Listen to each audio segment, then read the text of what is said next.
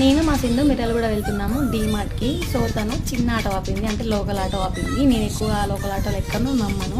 సర్లే ఆపింది కానీ ఎక్కేసాను. బట్ పబ్లిక్ ఎవరు లేని ఆటో అంటే నాకు చాలా భయం. మళ్ళీ ముందు ఇద్దరు అబ్బాయిలే ఉన్నారు. ఈ రోజుల్లో ఎవరిని నమ్మేటట్టు లేదు. కానీ వేణుకి వెంటనే లైవ్ లొకేషన్ షేర్ చేశాను సేఫ్టీ కోసం. వేణుకి లొకేషన్ షేర్ చేసిన 5 minutesకే మా ఊరైనా మేము ఉన్న ఆటో ఎక్కేశాడు.